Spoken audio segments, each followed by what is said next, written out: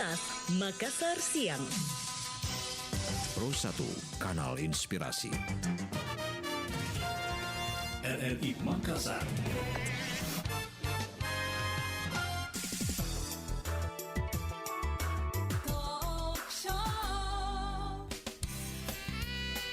Assalamualaikum warahmatullahi wabarakatuh. Selamat siang pendengar Pro 1 dimanapun Anda berada. Kembali kami hadirkan sesi pengarus utama gender di Lintas Makassar Siang untuk edisi hari ini. Hari Selasa 26 Juli 2022. Saya Meilani Ahmad. Dan baik pendengar, kebersamaan kita di pengarus utama gender pada hari Selasa. Kami hadir bersama dengan Dinas Pemberdayaan Perempuan dan Perlindungan Anak P3A Kota Makassar untuk menghadirkan beberapa isu-isu yang berkembang seputar pengarus utama gender. Hari ini saya bersama dengan Kepala UPTD, Unit Pelaksana Teknis Daerah PPA atau Perlindungan Perempuan dan Anak Kota Makassar, Bapak Muslimin Hasbullah. Assalamualaikum, selamat siang Pak Mus. Waalaikumsalam, selamat siang Bu Mani dan pendengar. Ketemu lagi nih ya di pengarus utama gender. Tidak bosan-bosannya ini kita ngobrol tentang perlindungan perempuan dan anak ya, karena memang perempuan dan anak ini terkategori sebagai kelompok rentan yang dengan mudahnya dulu ya bisa kena bullying, bisa kena macam-macam lah ya. Nah hari ini kita berbicara tentang anak terlindungi Indonesia Maju. Pada Hari Anak Nasional kalau nggak salah tanggal 23 Juli ya. Ini Kota Makassar berhasil ini Pak ya mendapatkan anugerah Kota Ramah Anak, betul ya? Ya, Kota Layak Anak. Kota Layak Anak. Nah, Kota Layak Anak yang diperoleh oleh Kota Makassar ini bukan tanpa perjuangan. Banyak sekali yang dilakukan, mungkin bisa disebutkan Pak Muslimin apa saja yang sudah dilakukan Kota Makassar agar Kota Makassar ini mendapatkan predikat layak anak tadi. Ya, terima kasih Mbak Melani, bahwa perjuangan kita untuk memenuhi hak anak itu merupakan sebuah perjuangan panjang dan itu menjadi sebuah komitmen global ya, jadi bukan hanya Indonesia dalam aspek perlindungan anak. Oke, saya garis bawahi dulu Pak. Berarti perjuangannya bukan hanya sampai mendapatkan predikat Kota Layak Anak, tapi memenuhi hak anak. Iya, memenuhi hak anak dan itu merupakan sebuah komitmen semua penghuni jagat ini, karena itu merupakan sebuah komitmen global dan Indonesia masuk juga meratifikasi di dalamnya. Keinginan kita untuk mewujudkan dunia layak anak namanya. Itu. Nah Indonesia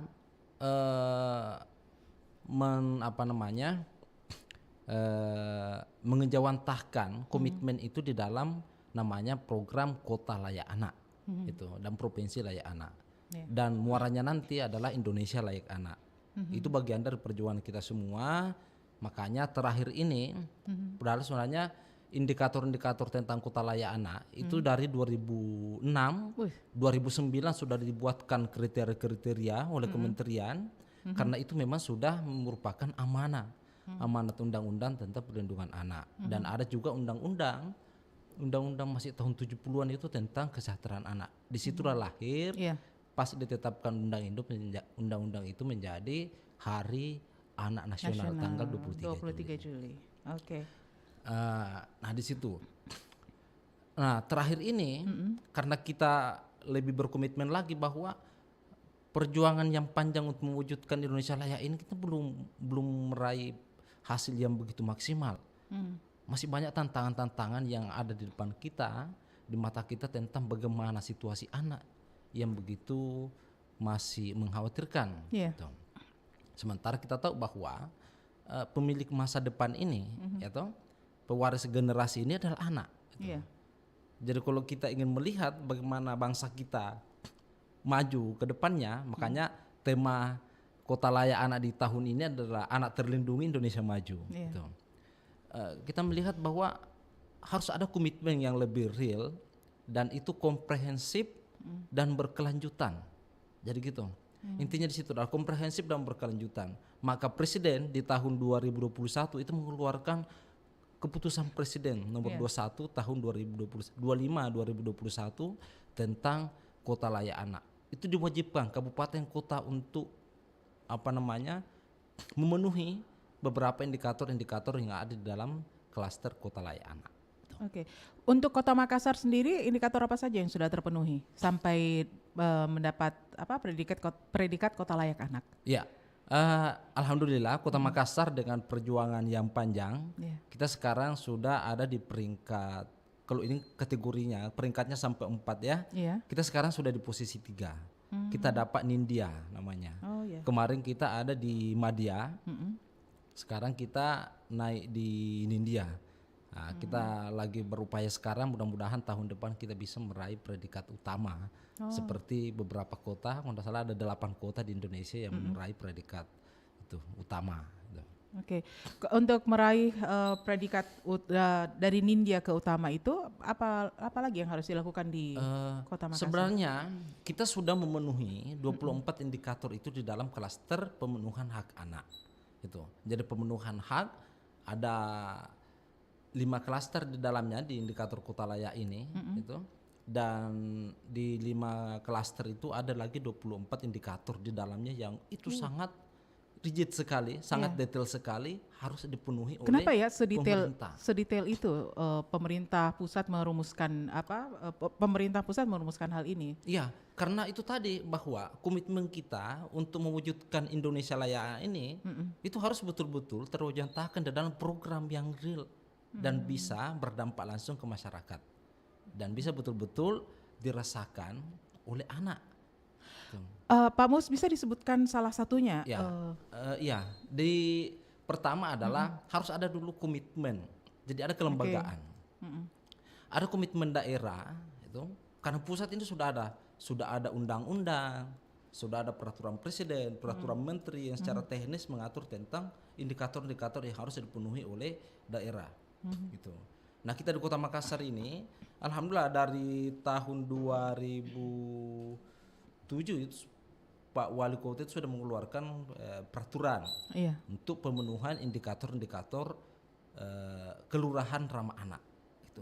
Jadi kita mulai dari bawah, dari kelurahan naik ke kecamatan, akhirnya nanti akan terwujud kota layak anak. Dari unit terkecil ya? Dari unit terkecil. Itu. Terus kita sudah ada perda tentang perlindungan anak. Itu dari aspek kebijakannya. Terus kelembagaannya, kita sudah ada di Kota Makassar ini ada namanya gugus tugas kota layak anak. Gitu. Gugus tugas kota layak anak. Terus sudah ada jurnalis sahabat anak. Sudah ada juga APSAI namanya, Asosiasi Pengusaha Sahabat Anak. Karena itu tadi program ini harus terintegrasi, harus komprehensif dan berkelanjutan. Gitu. Nah, yang satu lagi adalah di dalam aspek hak anak ada namanya pertama klasternya itu hak sipil dan kebebasan. Itu. Semua anak itu harus berhak mendapatkan identitas. Identitas dalam hal ini dalam hal ini adalah paling tidak anak itu berhak punya nama. Gitu. Saya pikirnya tadi identitas dalam hal ini adalah identitas resmi yang dikeluarkan misalnya akte kelahiran. Ya itu juga. Itu merupakan sebuah amanat undang-undang yang harus dipenuhi. Jadi kalau ada anak, soalnya anak yang tidak punya identitas secara resmi dari pemerintah, maka sebenarnya pemerintah punya tanggung jawab untuk itu, karena itu merupakan sebuah tanggung jawabnya pemerintah karena dia bagian dari hak anak yang dilindungi oleh negara. Saya jadi ingat nih Pak Muslimin, kayaknya di Kota Makassar ya yang mengeluarkan kartu identitas anak ya? Iya. Jadi ada kartu anak namanya. Kartu anak ya. Kartu anak Makassar, KAM itu.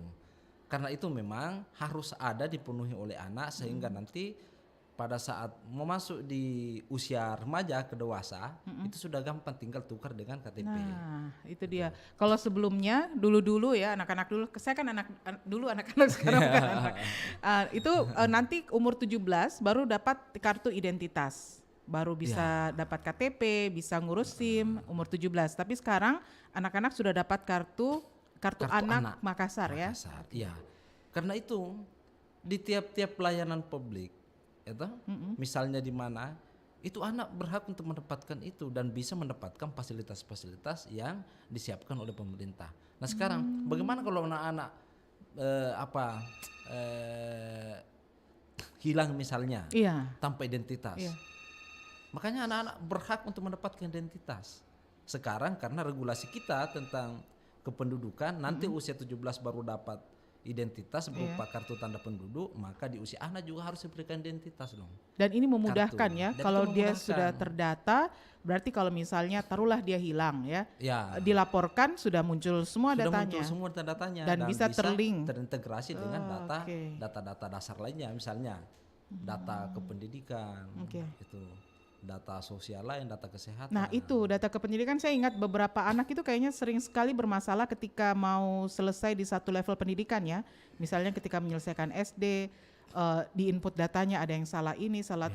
Tapi kalau sudah dapat kartu anak Makassar yang terintegrasi ke semua lini, itu sangat memudahkan sekali ya. Itu memudahkan. Sekarang itu banyak sekali kami temukan anak-anak kita yang masih dulu sebelum berlaku kebijakan ini, itu ada yang salah tulis ijazahnya, lain di akte kelahiran dengan ijazah, sehingga itu merepotkan juga untuk penyesuaian urusan-urusan lain. Dan misalnya ijazah cuma sekali dikeluarkan ya. Ijazah sekali dikeluarkan. Ini cukup merepotkan. Makanya pemerintah kota sekarang, pemerintah kota Makassar ini, karena ini merupakan sebuah amanah ya, ini amanah undang-undang, amanah negara untuk memberikan identitas pada anak, maka lewat Dinas Kependudukan dan Catatan Sipil itu sudah dari dulu mengeluarkan itu, dan itu sudah komitmen kerjasama dengan beberapa dunia usaha untuk memberikan fasilitas-fasilitas kemudahan bagi anak Makassar yang memiliki kartu anak Makassar. Oke, jadi buat anak-anak Makassar jangan tunda lagi ya, langsung buat kartu anak Makassar.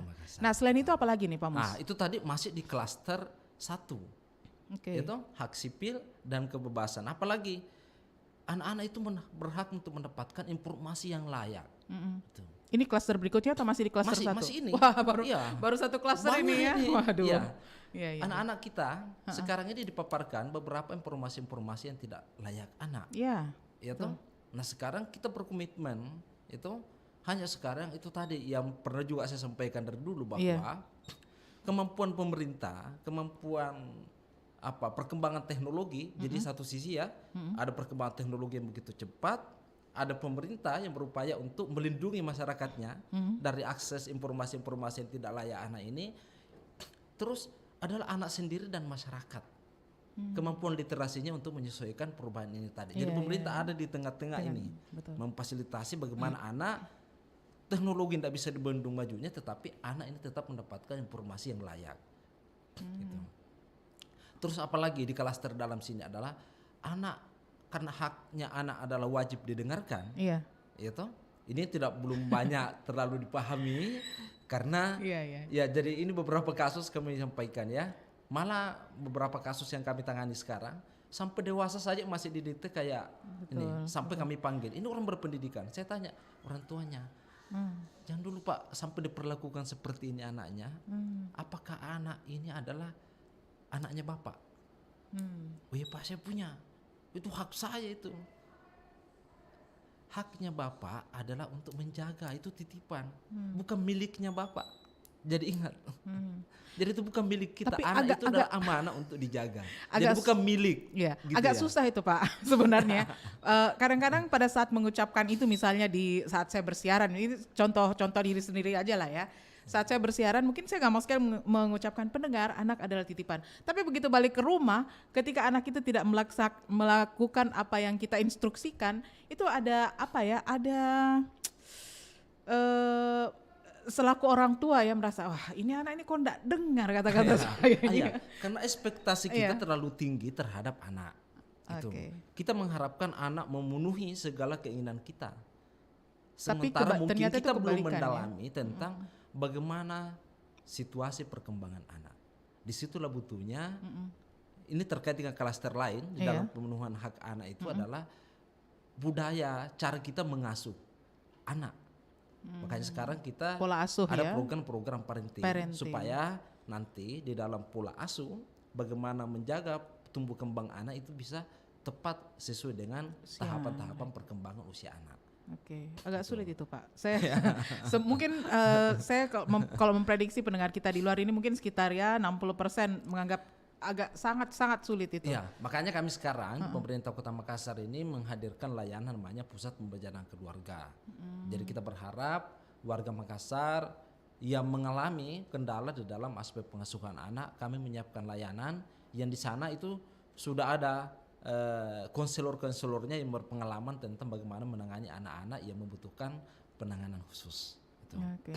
Nah, terus apalagi kita masih fokus ke sana tadi adalah partisipasi anak tadi, karena anak wajib didengarkan, maka anak juga harus wajib untuk kita dengarkan di dalam program perencanaan pembangunan.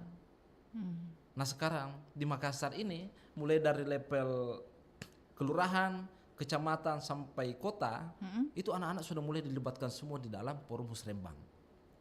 Tapi agak aneh sih sebenarnya Pak Mus ya, karena mohon maaf nih ya, ini sekali lagi pikiran intimidatif nih ke anak-anak. Apa sih yang mereka ketahui selaku anak-anak? Gini, yang kita mau tahu adalah apa yang mereka rasakan. Kan kita tidak bisa tahu apa yang mereka rasakan. Oke. Jadi harus didengarkan. Baik. Apa maunya mereka? Itu belum tentu maunya kita sama dengan maunya mereka. Belum tentu informasi yang mereka dapatkan sama-sama kita membaca, tetapi menyerapnya anak beda dengan kita. Makanya perlu kita tahu apa yang Anda pahami dari bacaan yang sama dengan kita tadi ini. Oh saya di sini. Disitulah ketepatan kita untuk merancang program supaya anak-anak itu bisa mendapatkan hasil dari pembangunan yang diselenggarakan oleh negara. Berarti ketika sebuah daerah punya visi misi, pemerintahannya punya visi misi, kemudian diperlihatkan kepada anak-anak, kira-kira menurut kamu ini seperti apa visi misi ini? Mereka menjawabnya dari perspektif mereka sebagai anak ya? Iya, dan itu wajib kita dengarkan. Kan itu haknya anak. Dan ini sudah dijamin di dalam undang-undang untuk kita dengarkan haknya anak. Nah sekarang adalah biasanya program-program itu tidak menyentuh langsung dengan anak karena kita tidak pernah mendengarkan anak. Saya melibatkan misalnya beberapa contoh. Di forum-forum pembentukan forum anak di tingkat kelurahan, saya dikumpulkan beberapa anak-anak di dalam memperbarui pengurus baru lagi di forum anak di kelurahan. Saya tanya, permasalahan adik-adik sekarang ini dalam aspek pendidikan apa? Kalau pertanyaan begitu biasa gak usah menjawab. Tapi kalau ditanya, kalau PR-nya sekarang rata-rata online ya? Oh iya Pak, iya online. Sekarang di mana biasanya mengakses? Atau ditanya, nongkrongnya biasa di mana? Main apa? Main game. Itu pakai kuota. Akhirnya apa? Anak-anak meninggalkan rumahnya karena di rumahnya itu tidak difasilitasi layanan-layanan internet gratis. Tapi kan ditanya lagi kelurahan, siapkan tidak layanan-layanan yang seperti ini yang bagi anak. Karena ternyata rata-rata anak-anak keluhannya adalah itu tadi. Dia tinggalkan rumahnya karena dia cari akses wifi gratis misalnya. Neben di rumahnya temannya, atau datang di warkop, patungan hanya dengan beli segelas kopi sudah nongkrong mengakses layanan internet gratis. Pertanyaan sekarang, itu tidak susah bagi pemerintah untuk menyiapkan layanan gratis internet. Tapi kalau mereka hanya main game misalnya, apakah itu bukannya justru jadi masalah? Justru kalau ada tempatnya itu lebih mudah dikontrol. Disitulah hadir lagi program-program untuk mengerahkan anak. Daripada terpencar begitu kan tidak terkontrol. Akhirnya apa jadinya? Itu terpencar anak-anak kita, begitu mereka di tempat-tempat kita yang tidak mengakses informasi-informasi yang tidak layak bagi mereka sesuai dengan usia perkembangannya. Mungkin ini juga yang menjadi penyebab ya kasus di mana yang kemarin itu Pak yang sampai meninggal karena dibully oleh teman-temannya, dipaksa untuk berhubungan dengan kucing ya kalau nggak salah di Bandung ya. Oke, jadi kalau istilahnya anak-anak ini pemerintah menyediakan akses wifi gratis misalnya, kemudian mereka mereka main game tapi terkumpul di satu tempat yang bisa dikontrol, bisa dilihat. Itu lebih aman bagi mereka ya. Itu misalnya hanya salah satu aspek dari cara mendengarkan anak. Sehingga apa? Pemerintah merumuskan program, mengalokasikan anggaran berperspektif anak. Itu artinya sudah nyambung dengan bagaimana cara untuk membina generasi kita ini. Anggaran tersalurkan tepat sasaran Gitu. Dan bisa mengatasi banyak masalah. Nah, sebetulnya halnya sangat sederhana, hanya menyediakan wifi gratis kan. Di kantor-kantor juga wifi-nya gratis ya. Kemudian yang anak-anak dibayar akses per bulan, yang setelah sore tidak digunakan lagi. Nah, ya, Coba betul. itu misalnya dialokasikan. Inilah kami sampaikan kemarin. Sekarang kita sudah mulai bergerak ke bawah. Bagaimana caranya kita mendengarkan aspirasi anak, dan kita paling tidak setelah kita tahu, kita bisa memberikan solusi yang tepat.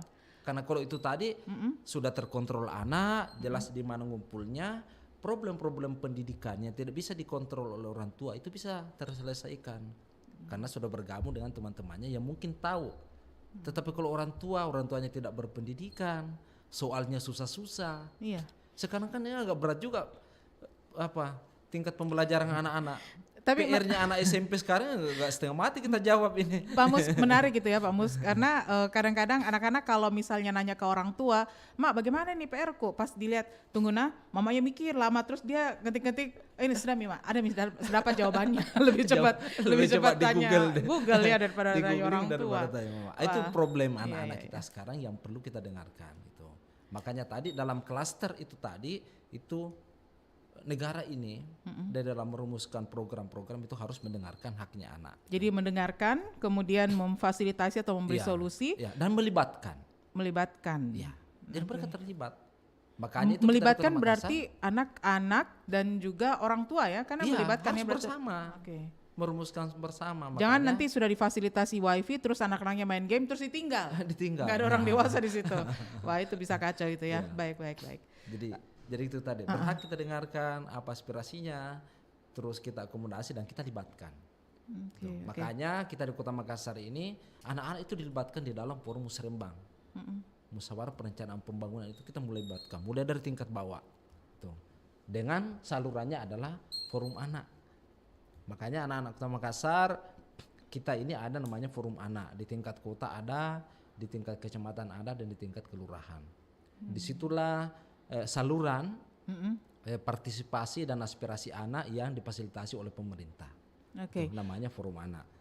Sangat sederhana ini prinsipnya Pak Mus ya, dengar, akomodasi dan libatkan.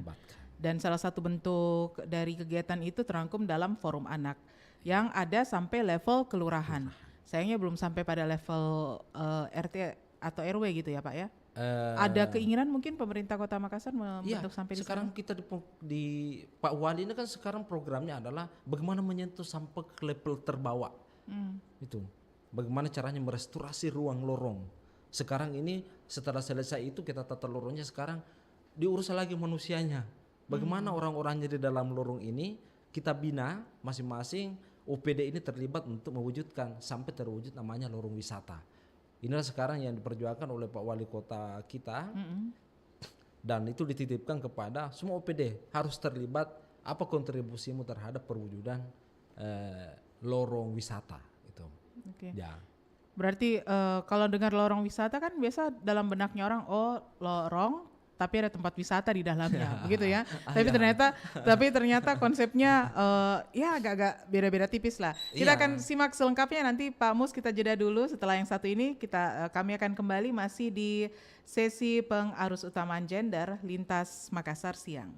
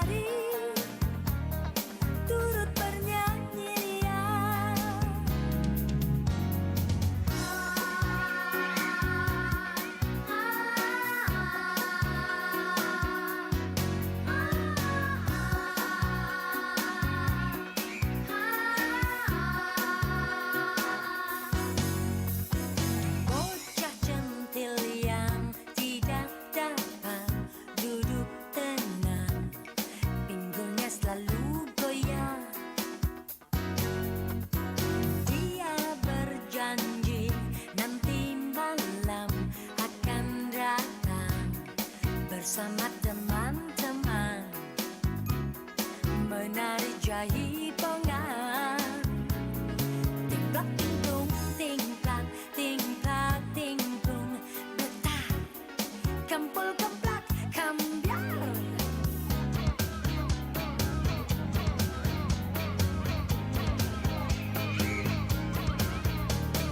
La la la la la la la la. La la la la la, pandanglah awan di atas bintang-bintang, di sana semua bidadari turut bernyanyi riang. Inginkah kau pergi ke sana, terbang bersamaku, bermain pelangi bersama dewa-dewi. Petiklah sebuah bintang dan bawalah pulang. Petiklah bintang dan bawalah pulang. Berikan kepada guru tersayang.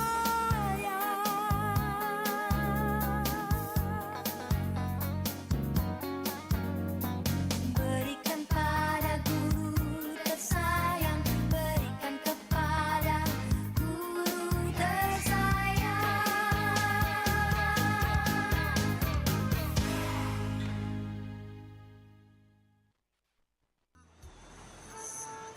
Lampu kuning. Lagi merah nih. Masih bisa tancap gas nih. Pasti bisa. Gaspol.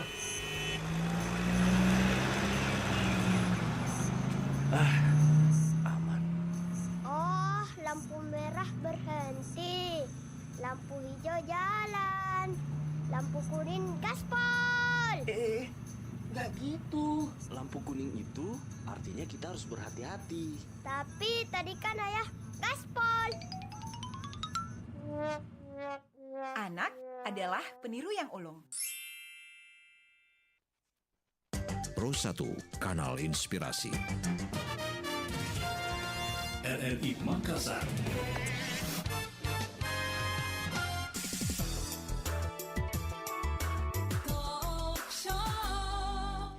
Pendengar, kita kembali lagi dalam sesi pengarus utamaan gender Lintas Makassar siang untuk edisi hari ini. Hari Selasa 26 Juli 2022 masih bersama saya Melani Ahmad dan juga Kepala UPT DPPA Kota Makassar, Bapak Muslimin Hasbullah. Baik, Pak Mus, kita lanjut lagi perbincangan kita di siang hari ini seputar anak terlindungi Indonesia Maju. Tadi ada 5 klaster, Pak, ya. Dan dari 5 klaster ini kita baru selesai, belum selesai juga ya, baru selesai di mana tadi? Klaster 1. Klaster 1, hak sipil dan kebebasan. Kalau klaster yang lain apa saja nih, Ya. Pak Mus? Klaster yang kedua adalah lingkungan keluarga dan pengasuhan alternatif. Gitu. Di sini juga ini membutuhkan usaha, Ya. upaya kita bersama, keterlibatan pemerintah, dunia usaha, masyarakat, untuk mewujudkan perlindungan anak dan pembentukan hak anak di klaster lingkungan keluarga dan pengasuhan alternatif. Karena kita temukan kebanyakan pokok masalah anak itu setelah pemerintah berbuat begini adalah di aspek keluarga. Mulai dari kekerasan dalam rumah tangga, kesalahan pengasuhan anak, anak terlibat dengan anak berhadapan dengan hukum, itu rata-rata berakar dari keluarga. Oke. Gitu. Dan sekarang tidak memandang bahwa dulu kan selalu persepsinya kita bahwa anak-anak yang bermasalah itu selalu dari latar belakang anak Broken home. ya Yang orang tuanya pisah. ini Ya. dari aspek ekonomi itu. Sekarang enggak, justru orang-orang berpendidikan, orang mapan secara ekonomi itu juga banyak mengalami masalah di dalam keluarga. Oke. Gitu. Dan itu akan melahirkan generasi juga yang bermasalah. Oke. Justru yang banyak melakukan penelantaran sekarang ini juga banyak orang-orang berpendidikan. Serius, Pak? Masa enggak, maksudnya? Kami akan, kalau bisa kami akan buka datanya, tetapi ini kan tidak perlu kami buka semua datanya. Iya. dengan angka-angka yang begitu banyak kami tangani, sebenarnya kami sudah mulai menganalisa sampai ke akar masalah ini. Oke. Misalnya, Ya. yang banyak melakukan perkawinan yang tidak resmi sampai 2-3 kali kan rata-rata orang yang mampu. Iya. Ya. Dan itu kami sudah temukan beberapa data, orang yang datang melapor ke kami, malah beberapa pimpinan bank, petinggi-petinggi lembaga, itu datang, korban-korbannya itu. Saya ini Pak sebenarnya sudah punya anak sekian dari ini. Saya awalnya adalah ditipu. Beberapa rujukan dari kementerian itu juga begitu. Ada beberapa data yang kami terima karena malu melapornya di sini, melapornya ke kementerian lewat Sapa 129 yang layanan yang dulu kita cerita juga di studio ini. Hanya kami tangani, ternyata masalah juga di situ. Makanya saya bilang tadi, masalah keluarga ini adalah masalah yang harus kita betul-betul perhatikan, pemerintah perhatikan sekarang, karena tidak hanya bagi kelompok yang rentan secara ekonomi, tetapi orang berpendidikan, orang mapan, semua banyak mengalami masalah dalam keluarga. Dan itu akan melahirkan anak yang bermasalah. Itu. Nah sekarang, apa di dalam aspek lingkungan keluarga dan pengasuhan alternatif ini? Adalah kemampuan kita kemampuan keluarga untuk memberikan pola asuh yang benar. Bagaimana mewujudkan tumbuh kembang anak yang baik, itu dari aspek pola asuhnya sesuai dengan tahapan perkembangan anak-anak itu. Maka kita siapkanlah lembaga pembelajaran keluarga, namanya Puspaga. Gitu. Apalagi masalah perkawinan anak di dalam klaster ini juga banyak kita temukan. Karena itu tadi, kalau orang tuanya tidak berpendidikan cara mengasuh anak yang baik, maka anak akan lahir tidak terurus, tidak terkontrol. Akhirnya apa?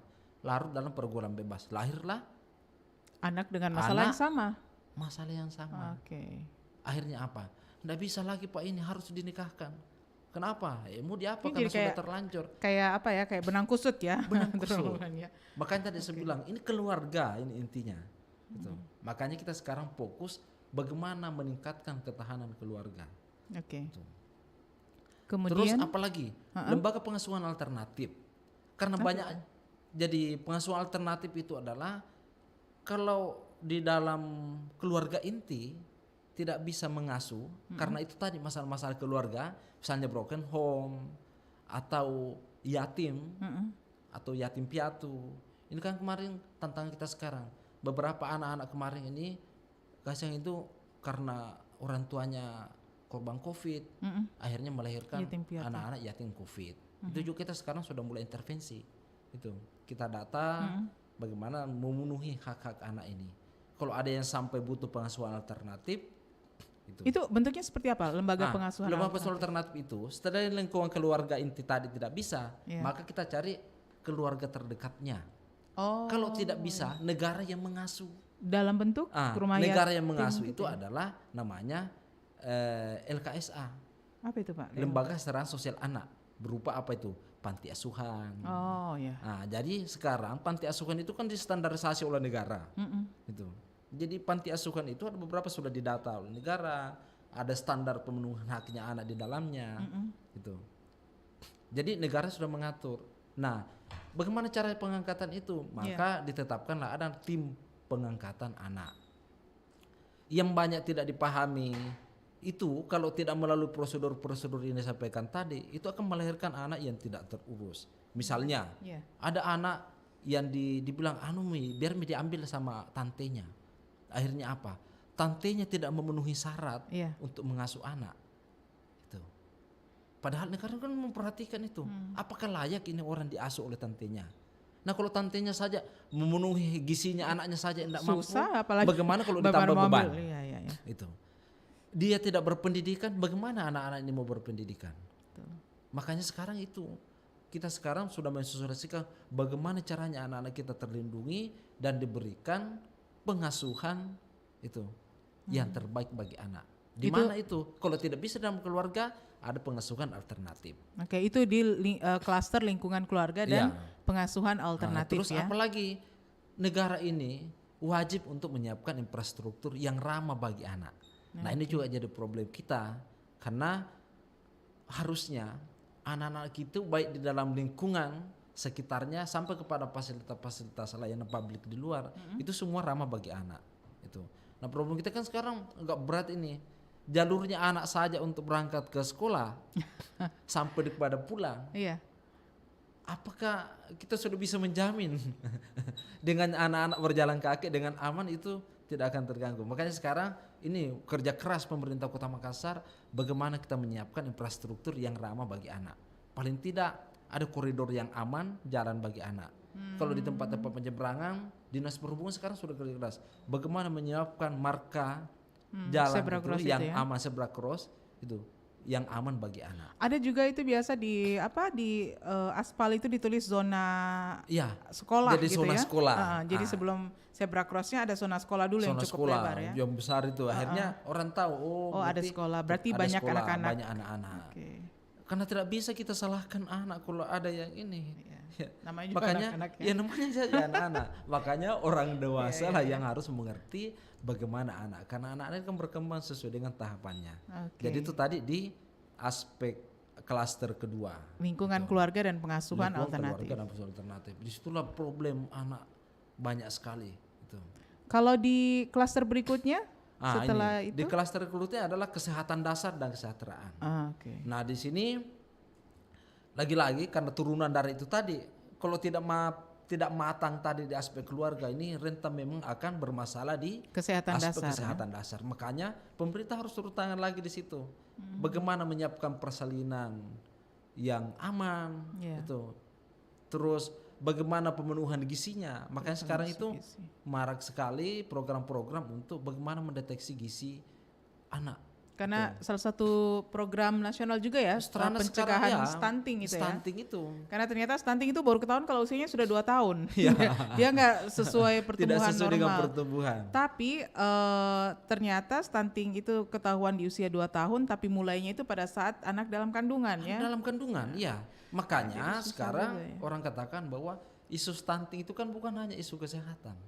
Itu hanya sehingga tidak sampai 50% isu kesehatan. Isu stunting itu adalah isu besar. Iya. Itu mulai dari lingkungannya. Inilah yang diurus di dalam kota layak anak. Mulai dari infrastrukturnya, cara mengasuhnya. Iya, Jadi sebenarnya makanya kota layak ini itu kan sebenarnya dia tumpuan atau muara dari beberapa klaster-klaster ini. Misalnya kota sehat, kontribusinya kan itu layak untuk anak. Iya. Kota HAM yang aman, itu juga larinya ke kota anak. Jadi ada beberapa indikator-indikator di luar itu sebenarnya semua berkontribusi terhadap mewujudkan kota layak anak. Gitu. Nah Kemudian sekarang fasilitas-fasilitas kesehatan yang ramah bagi anak dan perempuan. Nah itu sekarang kita semua alhamdulillah untuk puskesmas di Kota Makassar ini itu komitmen pemerintah Kota Makassar itu sudah mewujudkan semua fasilitas-fasilitas itu ramah bagi perempuan dan anak. perempuan dan anak seperti Hanya ada memang standarnya itu belum semua sesuai dengan yang dipersyaratkan. Tetap paling tidak sudah sampai Sudah pada ada. nama. Hanya untuk standar paripurnanya. Nah itu juga jadi masih perlu bagian peningkatan dari ya. bagian dari upaya kita untuk melakukan pembenahan sehingga capaian maksimal kita dalam mewujudkan kota layak anak itu belum sampai full. Misalnya belum semua layanan-layanan masyarakat, layanan-layanan publik itu ada tempat bermain bagi anak. Harusnya kan semua tempat-tempat berkumpul itu ya layanan-layanan publik ada tempat bermain bagi anak. Oke. Sehingga anak-anak tidak harus semua mau lihat HP karena bete anak-anak kan di usianya adalah usia bermain. Mau bergerak apa? Tetapi kalau tidak ada lari-lari wadahnya ya. akhirnya apa? Semua larinya ke HP. Oh, makanya itu beberapa salah satu indikator untuk WBBM dan WBK itu adalah adanya apa sih istilahnya Pak kalau tempat penitipan anak sementara tuh ya kalau di kantor-kantor saya lupa tuh. Tapi harus ada itu katanya untuk memenuhi ini. Berpengaruh juga pada kinerja suatu instansi ya. Makanya sekarang keberadaan itu tempat ya dia ada perubahan reformasi birokrasi itu Iya, masuk juga menyebutkan indikator-indikator itu. Oke. Gitu. Jadi kalau ada kantor tidak ada tempat untuk Ada fasilitas. untuk anak-anak karyawan misalnya yang dibawa itu kan harus berada di tempat anak-anak juga. Iya. Jangan masuk di ruang kerja Jangan orang masuk tua. ini. Jadi misalnya Pertama, iya karena bukan dunianya bukan anak-anak di dunianya. situ. Nanti Dia contoh ya, misalnya saya bawa anak saya nih, terus berkeliaran di studio ini kan, nggak boleh ribut, terus akhirnya disentil Iya. atau apa ya, sudah melanggar lagi nih ya.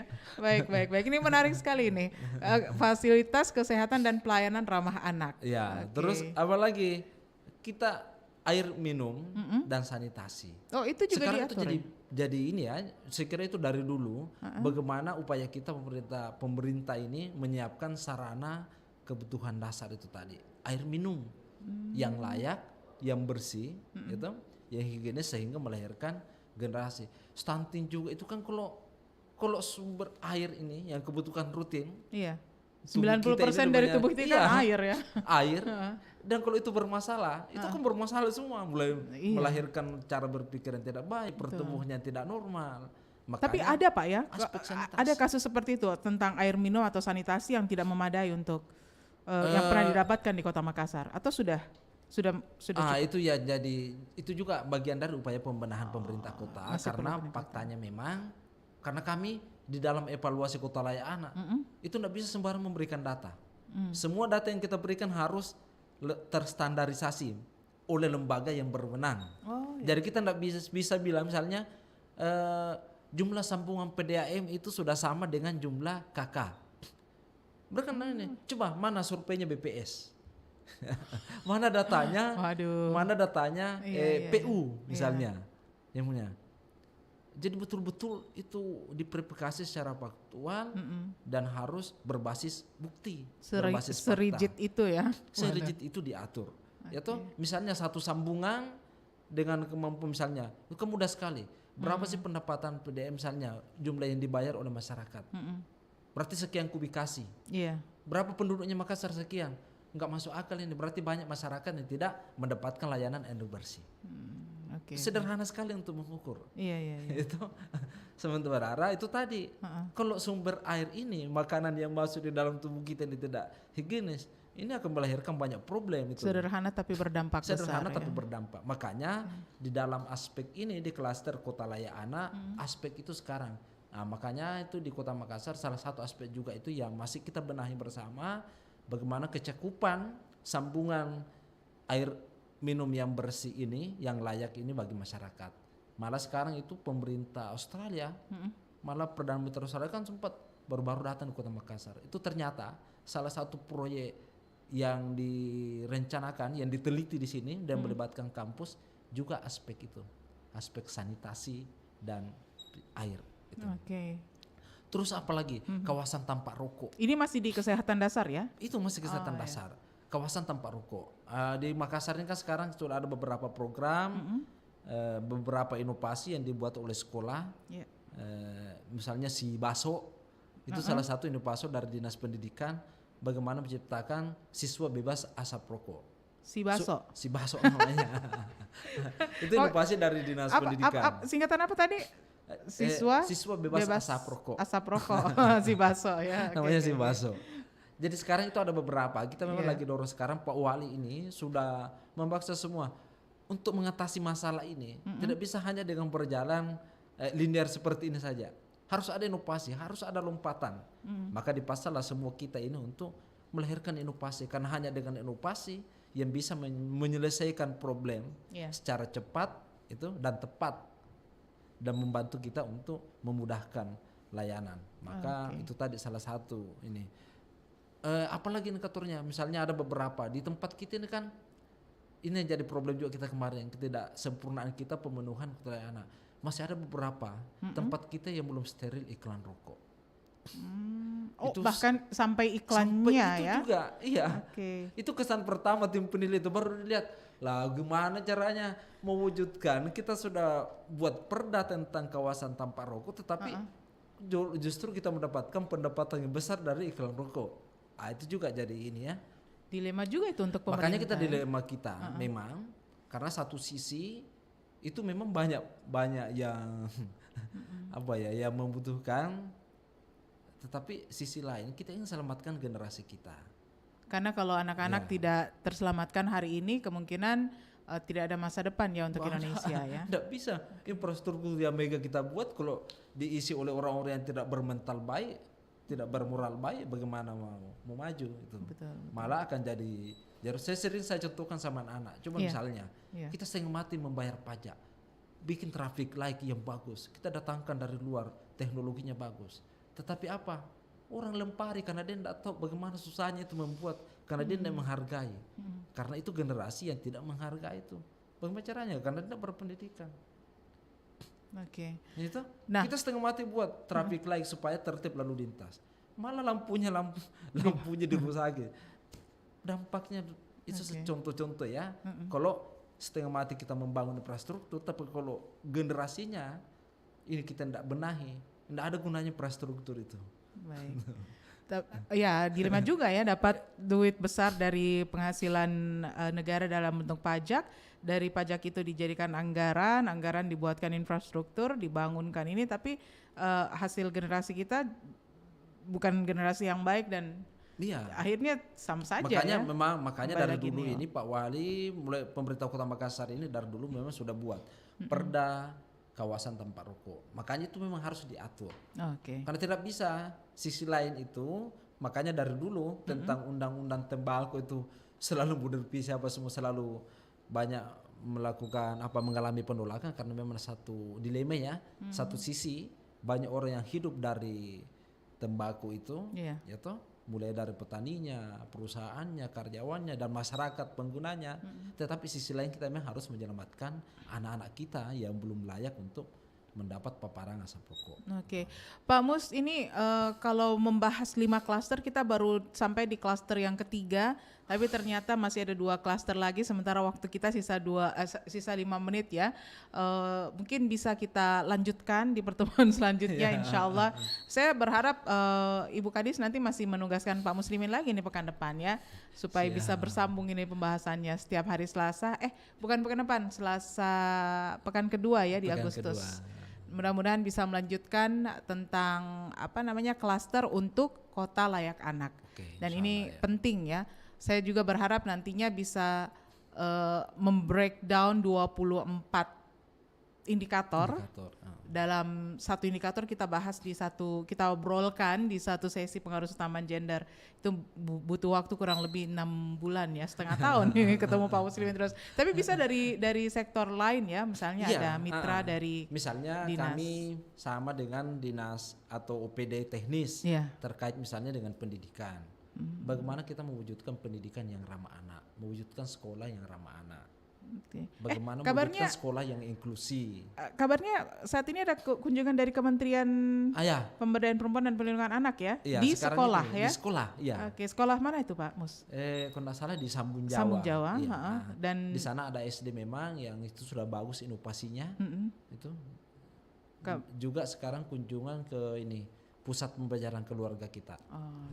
Ingin memastikan bahwa betul-betul itu ada piloting, ada yang terstandarisasi, yaitu bisa direplikasi ke tempat-tempat lain. Misalnya SD ini dari aspek ini sudah sesuai standar, akhirnya nanti itu mudah ditiru oleh sekolah-sekolah lain. Baik. Pak Mus, terima kasih waktunya hari ini. Insya Allah kita ketemu pekan kedua di bulan Agustus ya, di bulan merdekanya Indonesia. Baik, kita akan jumpa lagi Pak Mus. Assalamualaikum, selamat siang Pak Muslimin. Terima kasih, waalaikumsalam dan selamat siang. Pendengar, demikian kebersamaan kami dengan Bapak Muslimin Hasbullah. Salah ya? Cocok, Pak Muslimin Hasbullah ya. Dalam pengaruh utama gender. Untuk edisi hari ini, hari Selasa 26 Juli 2022. Kita akan jumpa lagi di edisi selanjutnya. Assalamualaikum warahmatullahi wabarakatuh.